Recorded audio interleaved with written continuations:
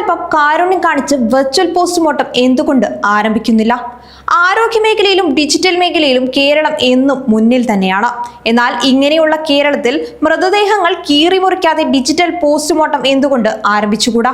കഴിഞ്ഞ ദിവസം അന്തരിച്ച പ്രശസ്ത ഫോറൻസിക് വിദഗ്ധ ഡോക്ടർ ഷേർലി വാസു കേരളത്തിൽ മറ്റേതൊരു സംസ്ഥാനത്തെക്കാളും ഈ രംഗത്ത് പരിഷ്കരണം വേണമെന്നും അതിന് സാധ്യതയുണ്ടെന്നും ശക്തമായി അഭിപ്രായപ്പെട്ടിരുന്നു.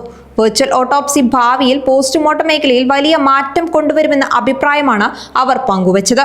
3D body surface mapping, computer tomography, magnet resonance imaging എന്നിവയുടെ സഹായത്തോടെ മൃതശരീരം വികലമാകാതെയും രോഗവ്യാപനം വരാതെയും പോസ്റ്റ്മോർട്ടം നടപടി സാധ്യമാണെന്ന് ഡോക്ടർ ഷേർലി വാസു സാക്ഷ്യപ്പെടുത്തിയിരുന്നു.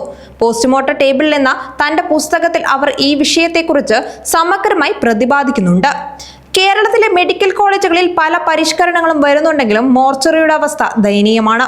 ആധുനികവൽക്കരണമോ ആരോഗ്യ പ്രവർത്തകർക്ക് മതിയായ സുരക്ഷാ സൗകര്യങ്ങളും പരിമിതമാണ്.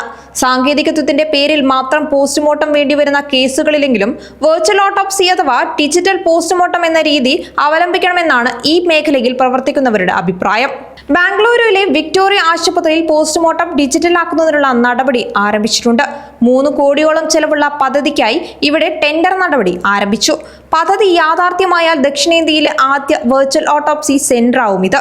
ഗുജറാത്തിലും ഷില്ലോങ്ങിലും പദ്ധതി പ്രവർത്തനങ്ങൾക്ക് തുടക്കം കുറിച്ചതായാണ് റിപ്പോർട്ട്. നാഗ്പൂർ എയിംസിൽ 19 കോടിയുടെ പദ്ധതിയാണ് ഇതിനായി ആസൂത്രണം ചെയ്തിരിക്കുന്നത്. വിദേശ രാജ്യങ്ങളിൽ സ്കാനിംഗ് വഴി ജഡപരിശോധന നടത്തുന്ന സംവിധാനമുണ്ട്. സ്കാനിങ്ങിൽ സെക്കൻഡുകൾക്കകം ശരീരത്തിനുള്ളിലെ 1/4 ലക്ഷത്തോളം സൂക്ഷ്മ ചിത്രങ്ങളും അസ്വാഭാവികമായ അവസ്ഥകളും മുറിവുകളും ചതവുകളും ആന്തരിക രക്തസ്രാവങ്ങളെ കുറിച്ച വിവരങ്ങളും ലഭിക്കുമെന്നാണ് വിദഗ്ധർ അഭിപ്രായപ്പെടുന്നത്.